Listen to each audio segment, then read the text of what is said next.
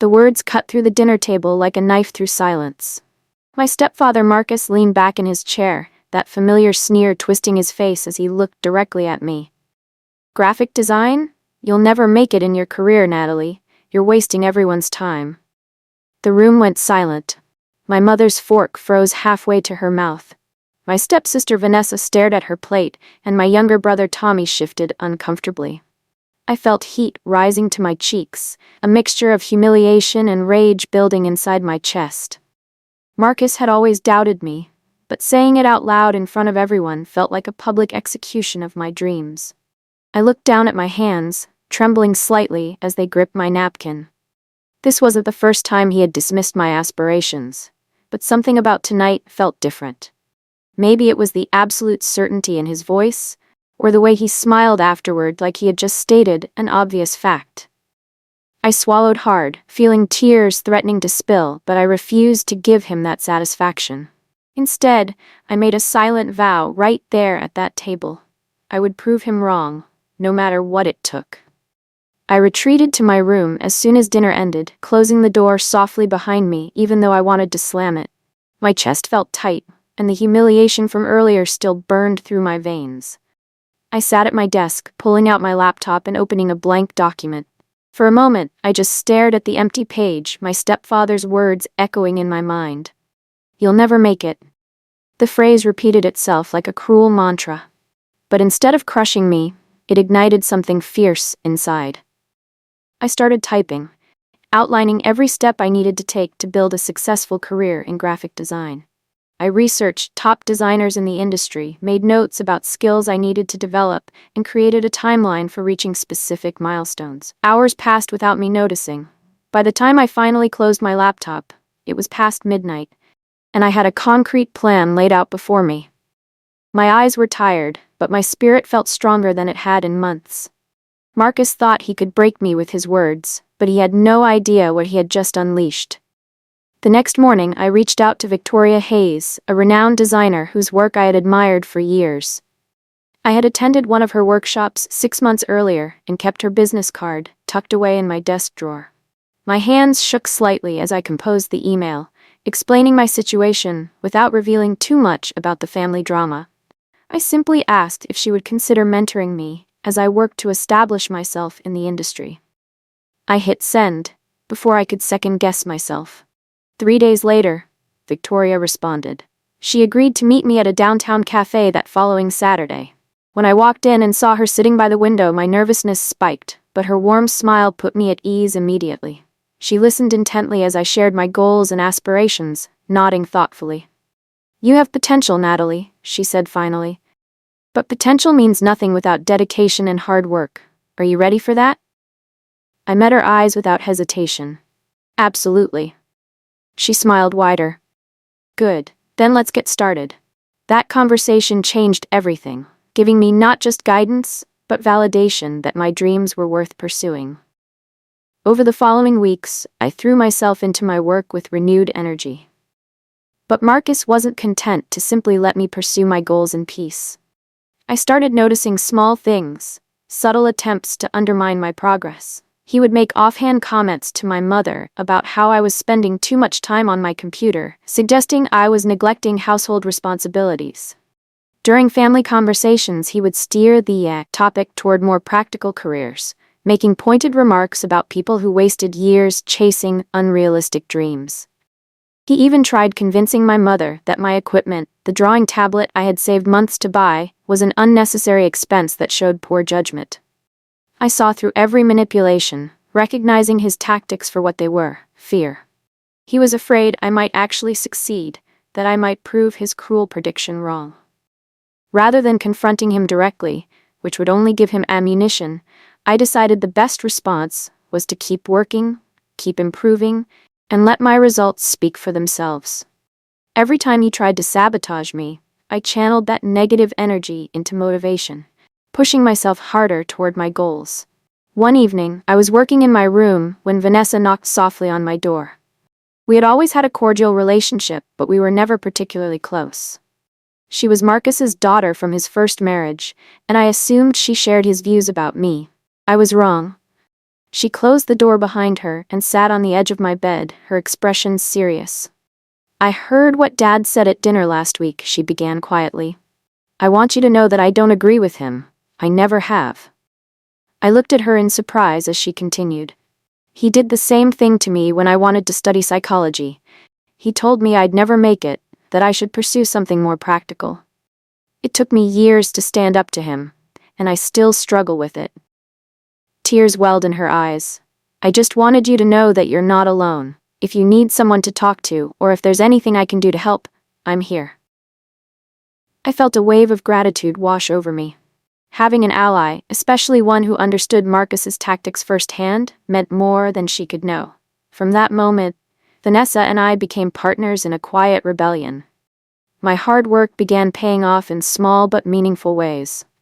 I completed my first paid commission for a local business, designing their logo and marketing materials. It wasn't a huge project, but seeing my work displayed in their storefront window filled me with pride. Victoria connected me with other clients, and slowly my portfolio grew. I landed a contract designing social media graphics for a startup company, then another creating promotional materials for a nonprofit organization.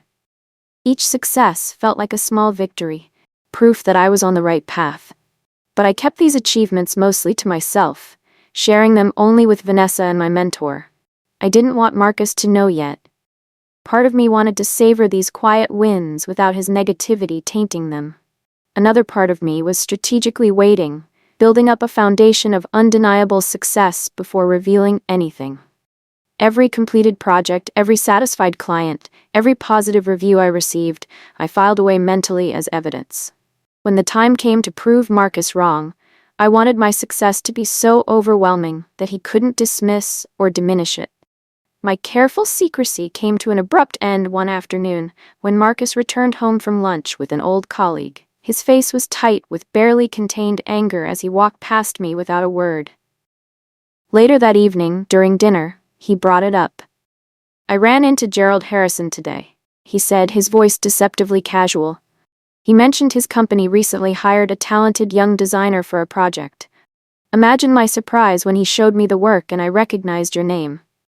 The table went silent. My mother looked at me with surprise and confusion, clearly wondering why I hadn't perked to mention any of this. Tommy looked excited, proud even.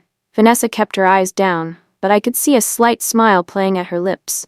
Marcus continued, his tone shifting to something sharper. "Why didn't you mention you were taking on these projects, Natalie? Trying to keep secrets?" I met his gaze steadily. "I didn't think it was worth mentioning yet. They're just small projects." The lie came easily. We both knew that wasn't the real reason, and the tension between us crackled like electricity. His jaw tightened, and I knew my secret victories were no longer secret. That night, I couldn't sleep. Around midnight, I got up to get water from the kitchen and heard voices coming from my mother's bedroom. I moved quietly down the hallway, recognizing Marcus's voice through the partially open door. "She's being reckless, Angela," he was saying. "These little projects are just distractions. She needs to focus on getting a real job with stability and benefits. You re-enabling her delusions by continuing to let her live here rent-free while she plays artist." My mother's voice responded, quieter, harder to hear. "She's only 23, Marcus. She's trying to build something." "Build something?" His laugh was bitter. "She's building castles in the air. I'm telling you, if you keep supporting this financially, you're setting her up for failure. She needs a reality check, and you're preventing that by cushioning her fall." I pressed myself against the wall, my heart pounding. So this was his next move. He couldn't stop me directly, so he was going to try to cut off my support system. I returned to my room, my mind racing. I needed to have a conversation with my mother before Marcus poisoned her mind completely. The next morning, I asked my mother if we could talk privately. We sat in the backyard, away from Marcus's ears, and I laid everything out honestly. I showed her my portfolio, explained the projects I had been working on, and shared my plans for the future. More importantly, I addressed Marcus's concerns directly. "I know Marcus thinks I'm wasting my time," I said carefully. "But Mom, this is my passion. This is what I'm good at, and I'm already starting to build a client base. I'm not asking for much longer. Just give me 6 more months to prove this can work. My mother was quiet for a long moment, studying my face. Finally, she reached over and squeezed my hand. I see how hard you were working, Natalie. I see the dedication in your eyes. Your father, your real father, he would have been so proud of you for pursuing your dreams despite the obstacles.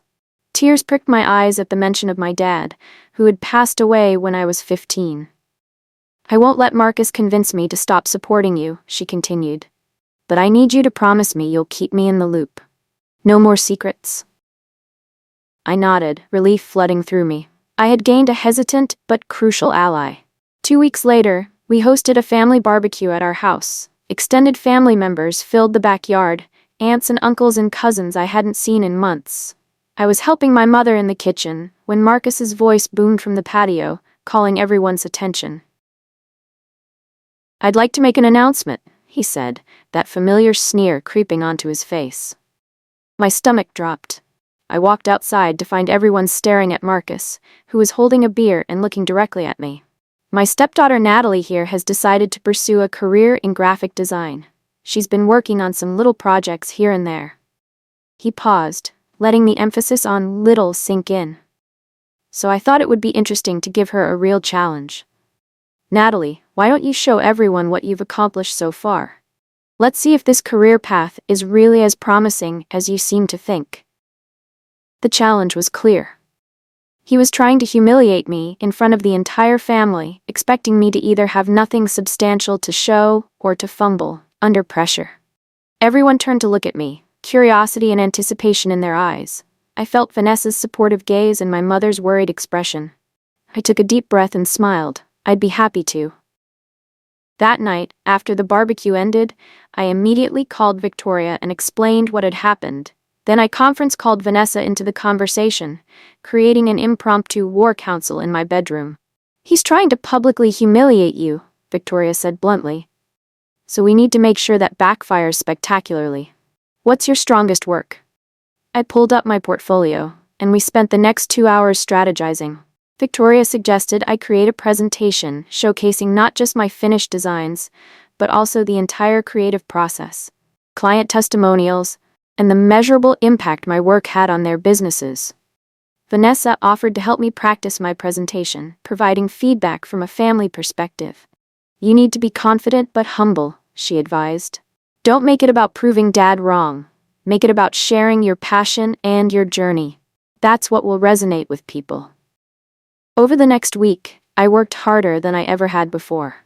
I reached out to my clients for permission to showcase their projects and collected testimonials. I created a professional presentation that told my story while highlighting my best work. Victoria reviewed everything, offering suggestions and encouragement.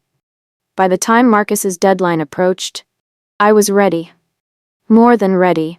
I was excited, but something else happened that I didn't plan for. One night, unable to sleep from the stress and anticipation, I started writing. I poured everything into words, the years of self-doubt, Marcus's constant criticism, the struggle to believe in myself, the small victories that kept me going, and the support I had found from unexpected places. I wrote about the fear of failure and the determination to succeed anyway. I wrote about finding your passion and fighting for it even when the people closest to you try to tear it down. Before I knew it, I had written several thousand words. On impulse, I created an anonymous blog and posted it there, titling it, "When Your Biggest Critic Lives Under Your Roof." I didn't expect anything to come from it. It was just a way to process my emotions, to release the pressure that had been building inside me for months. I went to bed feeling lighter, like I had shared a burden I had been carrying alone. When I woke up the next morning and checked the blog, my heart nearly stopped. The post had been shared hundreds of times overnight. The comments were overwhelming, story after story from people who had faced similar situations, who understood exactly what I was going through. Within days, my blog post went viral. It had been shared thousands of times across social media platforms, picked up by several online publications, and featured on websites dedicated to career development and family dynamics. My email inbox flooded with messages from people thanking me for putting their experiences into words, from young professionals facing similar obstacles, and from mentors offering support and guidance. Then came the email that changed everything. It was from the organizers of a major design conference happening in 2 months. They had read my post and were moved by my story. They wanted to invite me to speak on a panel about overcoming obstacles in creative careers. The opportunity was incredible, but it also meant going fully public with my story. Marcus would certainly find out about the blog post, if he hadn't already. The entire family would know. I stared at the invitation for a long time, my finger hovering over the reply button. Finally, I thought about the hundreds of people who had reached out to me sharing their own struggles. If my story could help even one person find the courage to pursue their dreams, wasn't that worth the risk?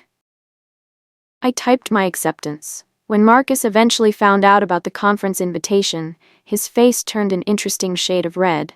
But he said nothing, absolutely nothing. That silence spoke volumes.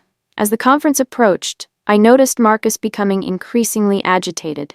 He made more pointed comments at dinner, criticized my work habits, and tried to convince my mother that I was embarrassing the family by sharing private matters publicly.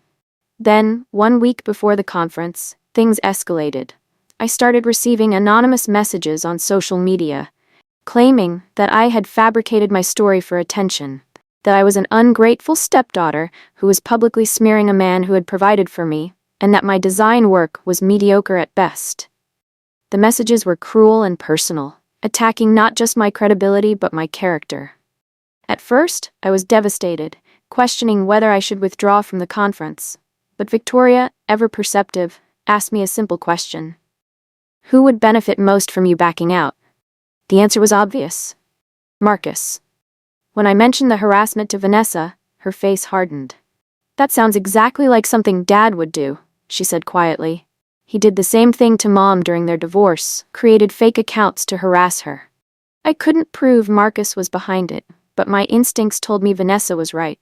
The timing was too convenient. Instead of withdrawing, I documented everything and reported the accounts. More importantly, my network rallied around me. Victoria publicly vouched for my character, and several of my clients came forward with testimonials. The support overwhelmed me, reminding me I wasn't fighting this battle alone. The day of the conference arrived. I stood backstage, my heart pounding as I listened to the moderator introduce our panel. When my name was called, I walked onto the stage, momentarily blinded by the lights and the sea of faces in the audience. But as I took my seat and the discussion began, something remarkable happened. The nervousness melted away, replaced by a calm confidence I had never felt before. I spoke about my journey, not with anger or bitterness, but with honesty. I talked about the challenges of pursuing a creative career when those closest to you don't believe in you, about finding your support system, and about the importance of believing in yourself even when others don't. I shared specific examples from my work, talking about the problem-solving process and the joy of seeing my designs help real businesses succeed. The audience was engaged, nodding along, asking thoughtful questions. When I shared that my viral blog post had been inspired by a family member who told me I would never make it in my career, the room fell silent. Then someone in the audience started clapping. Others joined in, and soon the entire room was applauding. After the panel ended, I was approached by dozens of people, some wanting to connect professionally, others simply wanting to share their own stories. Among them were several representatives from design firms and companies expressing interest in my work. The conference was on Saturday. By Sunday evening, Marcus couldn't ignore what had happened any longer. The entire extended family had seen clips from my presentation circulating online. My aunt called my mother to express how proud she was. My cousin shared the video on her social media, praising my courage.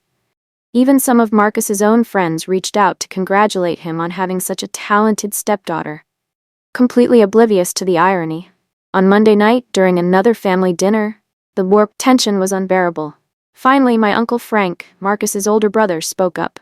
Marcus, I saw Natalie's presentation from that conference. Impressive stuff. You must be proud. Marcus's jaw tightened, but he remained silent. Frank continued, his tone becoming more pointed. Actually, I heard through the grapevine that you've been less than supportive. That true? The table went quiet. Marcus looked around at the expectant faces, realizing he was trapped. His own family was waiting for an answer. "I may have expressed some concerns about the stability of creative careers," he said carefully, "but I can acknowledge that Natalie has shown more initiative than I expected." It wasn't a real apology, just words forced out under pressure. But my mother, surprisingly firm, pressed further. "I think Natalie deserves an actual apology, Marcus. For what you said at dinner last month and for your lack of support." He looked at me then, and I saw something I had never seen before: uncertainty. Finally, through gritted teeth, he said, "I apologize for doubting you, Natalie." But his public apology meant nothing, because later that night, when most of the family had left, I overheard him talking to my uncle in the driveway. I had gone outside to take out the trash and heard their voices around the corner. "Don't worry, Frank, I said what needed to be said to get everyone off my back," Marcus was saying. "But mark my words, this conference appearance will be the peak of her little career. She'll be forgotten in a month, struggling to find clients, and eventually she'll have to get a real job like I said from the beginning." My uncle laughed uncomfortably. "Come on, Marcus, give the kid some credit." "Credit for what? Getting lucky? One viral post doesn't make a career. She's still the same girl who couldn't hold down a retail job for more than 6 months. This is all just temporary attention." I stood there in the darkness, my hands clenched into fists. His words should have hurt me, but instead they crystallized something important. I didn't need his approval or his apology. I didn't need him to acknowledge my success, because his opinion had ceased to matter.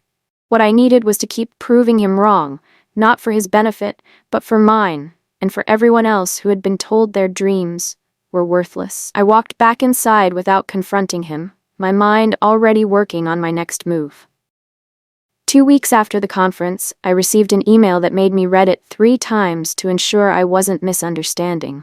Hastings Creative Group, one of the most prestigious design firms in the country, had watched my presentation online and was impressed not just with my speaking, but with my portfolio. They were offering me a position as a junior designer with a clear path to advancement, a competitive salary that was more than I had expected to earn for at least 5 more years, and the opportunity to work on major national campaigns. The offer included benefits, professional development opportunities, and the chance to collaborate with some of the most talented designers in the industry. Victoria, when I called to tell her, laughed with joy. "I knew it would happen," she said. "I just didn't expect it to happen this fast. You've earned this, Natalie, every bit of it." Vanessa screamed when I told her, jumping up and down in my room like we were teenagers. "This is incredible. When are you going to tell the family?" I smiled, an idea forming. "I think I'll wait for the right moment." That moment came sooner than expected. My mother was planning another family dinner for the following weekend, a regular monthly gathering. It would be the perfect opportunity to share my news with everyone at once, including Marcus. The dinner started normally enough, with casual conversation and my mother's excellent cooking filling the dining room with warmth. I waited until dessert was served before clearing my throat. "I have an announcement to make," I said, and the table fell quiet. Everyone turned to look at me, curiosity evident on their faces. "I received a job offer last week that I've decided to accept. I'll be joining Hastings Creative Group as a junior designer starting next month." The reaction was immediate and divided. My mother's face lit up with pride and tears. Tommy whooped loudly, pumping his fist in the air. Vanessa was already grinning, having known for days. My aunt and uncle congratulated me warmly, asking questions about the position. But Marcus sat frozen, his fork suspended halfway to his mouth. The color had drained from his face, and I watched as the realization sank in. I hadn't just proven him wrong. I had succeeded beyond what even I had initially imagined. "Hastings Creative Group?" my Uncle Frank said, impressed. "That's a major firm, Natalie. How did you manage to land that?" I smiled. They saw my presentation at the conference and reviewed my portfolio. They said they were looking for someone with both technical skills and the ability to connect with audiences, to tell stories through design. I didn't look at Marcus as I said this, but I felt his stare boring into me. The dinner continued, but the dynamic had shifted irrevocably. Everything Marcus had predicted, Everything he had said would never happen had happened anyway, and everyone at that table knew it. Over the following days, I struggled with a decision that had been building since the dinner. Marcus had become increasingly difficult to be around. His comments more cutting, his presence more oppressive. He would make passive-aggressive remarks about people who got lucky in their careers, imply that I must have used connections rather than talent, and generally try to diminish my achievement in subtle ways. My mother noticed and tried to mediate, but it only created tension between them. Vanessa suggested I might be happier moving out, starting fresh in a place where Marcus's negativity couldn't reach me. I had the financial means now with my new salary. But part of me hesitated because moving out felt like running away, like letting Marcus drive me from my own home. Yet staying meant enduring his constant attempts to undermine my confidence and my peace of mind. I talked it through with Victoria during one of our regular coffee meetings. "What do you want, Natalie?" she asked simply. "Not what will prove a point to Marcus, not what will make your mother happy. What do you want for yourself?" The question struck me because I realized I had been so focused on proving Marcus wrong that I hadn't considered my own happiness and well-being. What did I want? I wanted peace. I wanted to wake up in the morning without anxiety about what cutting remark would be waiting at breakfast. I wanted to celebrate my successes without them being tainted by someone's jealousy. I wanted to move forward with my life. The answer became clear. Moving out wasn't running away. It was choosing myself. I sat down with my mother privately to tell her about my decision to move out. We were in her garden, her favorite place, surrounded by the flowers she tended so carefully. "Mom, I've decided to get my own place," I said gently. "With the new job, I can afford it, and I think it's time." I expected her to be hurt or to try to convince me to stay, but instead, she nodded slowly. "I understand," she said quietly. "Living with Marcus has become difficult for you. I see it, even when you try to hide it." "It's not just about him," I explained, though we both knew that wasn't entirely true. "It's about starting this new chapter of my life independently, about proving to myself that I can stand on my own." My mother reached over and took my hand. "Your father would be so proud of you, Natalie. Not just for your career success, but for your strength, for not letting anyone dim your light." We talked for over an hour about practical matters, my timeline for moving, how often I would visit, and how we would maintain our relationship. Then she said something that surprised me. "I need to set some boundaries with Marcus, too. His treatment of you has shown me sides of him I can't ignore anymore. Whether you live here or not, things are going to change in this house." The conversation left me feeling supported but also concerned for my mother.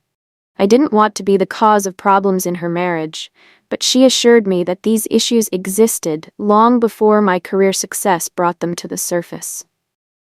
The next evening, I gathered my courage and told Marcus about my decision directly.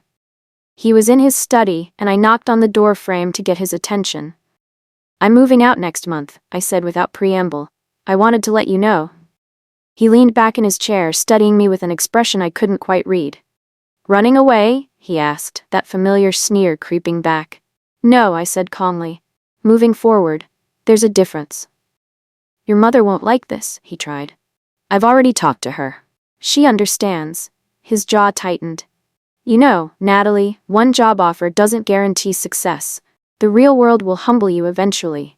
I took a deep breath, choosing my words carefully. "Marcus, I don't know why you've always felt the need to doubt me, to try to tear me down. Maybe it's insecurity, maybe it's something else entirely. But I want you to know something." I paused, making sure he was listening. "Your opinion of me, your predictions about my future, none of it matters anymore. I'm not doing this to prove you wrong. I'm doing this because I love what I do, because I'm good at it, and because I deserve to pursue my dreams without constant negativity. I'm setting a boundary.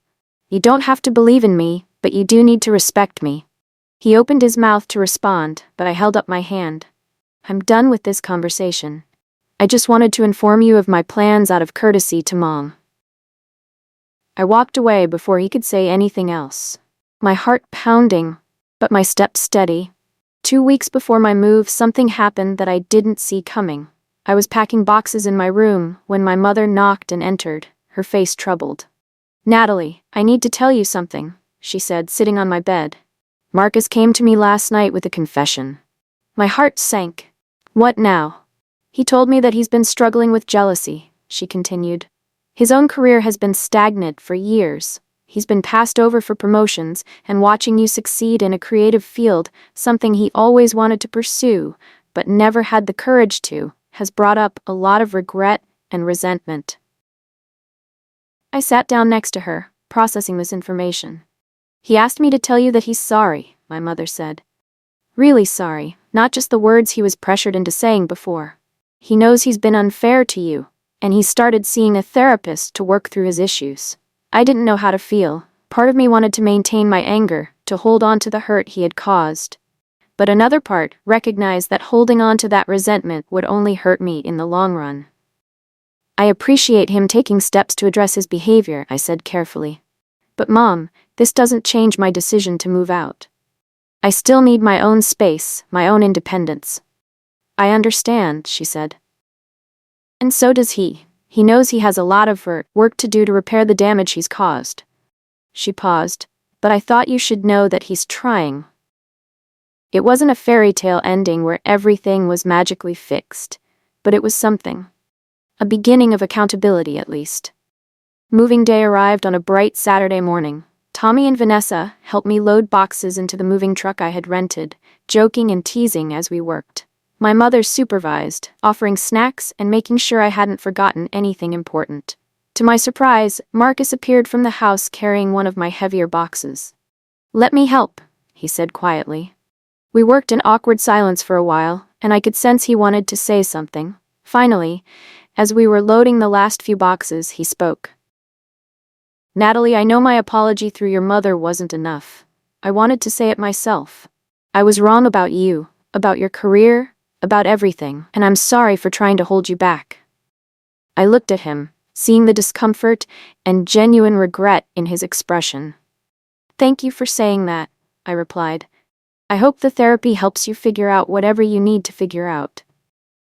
"I want you to know," he continued, "that when you landed that position at Hastings, when I saw how far you'd come despite my doubts, it forced me to confront some hard truths about myself. About the dreams I gave up on and the bitterness I let fester." It was the most honest conversation we had ever had. I nodded, acknowledging his words. "Marcus, I forgive you, but I also need you to understand that I'm moving forward now. My success isn't about you. It never was. It's about me finding my path and following it." He nodded, accepting this. As I drove away from the house later that afternoon, I looked in my rearview mirror at my family waving goodbye and felt something unexpected. Peace. 6 months later, I stood in my own apartment, surrounded by my design work, photos with friends and family, and evidence of a life I had built for myself. Hastings Creative Group had exceeded all my expectations, and I had already been promoted to a more senior position based on my work on a major campaign. Victoria had become not just a mentor, but a dear friend, and Vanessa and I now had regular sister dinners at my place. My relationship with my mother was stronger than ever, no longer strained by the tension of living under the same roof as Marcus. As for Marcus himself, things remained complicated but improved. He continued therapy and made genuine efforts to change his behavior. We weren't close, and probably never would be, but there was mutual respect now, which was more than I had ever expected. The viral blog post that had started everything led to opportunities I never imagined, speaking engagements, a small book deal to expand on my story, and messages from people around the world who found courage in my words.